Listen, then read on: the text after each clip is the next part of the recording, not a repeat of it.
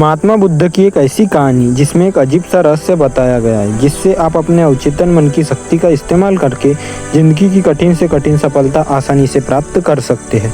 कैसे अपने अवचेतन मन की शक्ति का इस्तेमाल करना है, इसकी क्या विधि है, इस विषय पर हम आज एक अद्भुत कहानी आपको सुनाएंगे।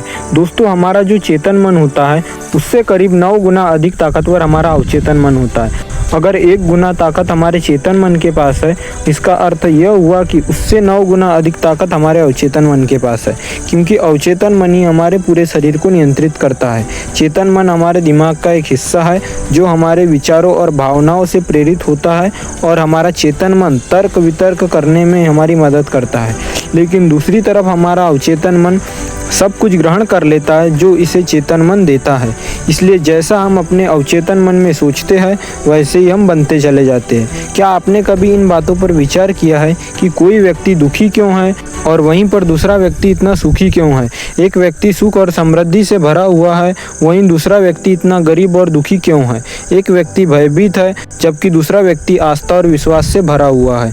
एक व्यक्ति आलीशान महलों में रहता है, वहीं पर दूसरा व्यक्ति गरीब और टूटी फूटी कुटिया में रहता है। कोई बहुत सफल है, कोई असफल है। कोई व्यक्ति जरा भी मेहनत करके सफलता प्राप्त कर लेता है, वहीं पर कोई दूसरा व्यक्ति जीवन भर मेहनत करने के बाद भी असफल ही रह जाता है। तो आखिर इन सब चीज़ों का कारण क्या है? क्या आपने कभी इन पर विचार करने की कोशिश की है? हमारे जीवन में जो भी है अच्छा है वह हमारे चेतन मन पर निर्भर करता है। अर्थात यदि आप अपने चेतन मन में यह बात भरेंगे कि मेरे साथ जो कुछ भी होगा वह अच्छा होगा, मेरे साथ जो भी कुछ हो रहा है वो अच्छा हो रहा है और मैं एक दिन कामयाब जरूर बनूंगा, तो आप अवश्य ही जीवन में कामयाब बन जाएंगे। वहीं पर यदि आप अपने अवचेतन मन में बुरी बुरी बातें रखेंगे, अर्थात नकारात्मक बातें कहेंगे, तो आपके जीवन में केवल नकारात्मकता ही भर जाएगी और आपके साथ कुछ भी अच्छा नहीं होगा। आप जहाँ जाएंगे वहाँ आपके हाथ केवल असफलता ही लगेगी। आप हमेशा निराश और परेशान ही रहेंगे, लेकिन उनका हल आपको कभी नहीं मिल पाएगा। इसलिए यदि आप भी अपने मन को अच्छी तरह से जानना चाहते हो और उससे वह काम करवाना चाहते हो जो आप चाहते हैं, उसे अपने नियंत्रण में रखना चाहते हो, तो इस कहानी को अंत तक जरूर सुनना, क्योंकि इस कहानी में आपको एक ऐसी महत्वपूर्ण जानकारी मिलेगी जिसकी मदद से आप अपना जीवन अच्छे से जी सकते हैं। आप जो चाहे उसे हासिल कर सकते हैं। आप जिस भी लक्ष्य को प्राप्त करना चाहते हैं उसे आप प्राप्त कर सकते हैं। आज की इस कहानी में हम यह जानने वाले हैं कि आखिर चेतन मन और अवचेतन मन में मुख्य अंतर क्या है और वह किस प्रकार से काम करता है, और हम अपने अवचेतन मन में अच्छी बातें किस प्रकार से भर सकते हैं जिससे हमारा जीवन परिवर्तित हो सके, हम सफलता की ओर बढ़ सके। बहुत समय पहले की बात है, एक नगर में बहुत ही प्रसिद्ध गुरु रहा करते थे। उनकी ख्याति दूर दूर तक फैली हुई थी।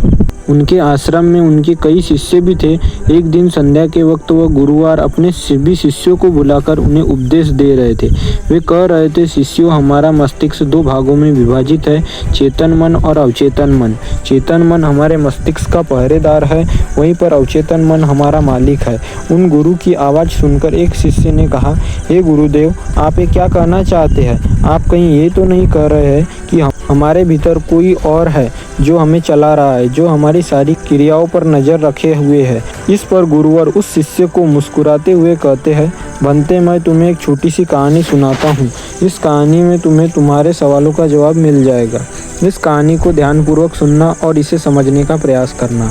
आगे गुरुवर कहानी बताते हुए कहते हैं, बहुत समय पहले की बात है, एक नगर में एक बहुत ही धनी सेठ रहता था और उसकी एक आलीशान हवेली भी थी।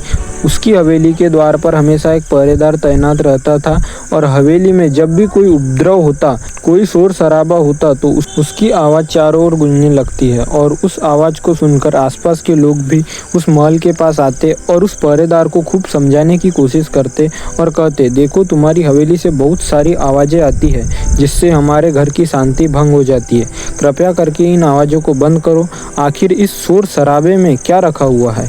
इस तरह से हल्ला करके तुम अपना जीवन कैसे शांति से बिता सकते हो? इस पर वो पहरेदार जवाब देते हुए कहता है, देखो भाई, मैं जानता हूँ कि शोर करना बुरी बात है, लेकिन मैं क्या करूँ? मैं भी इससे बहुत परेशान हूँ।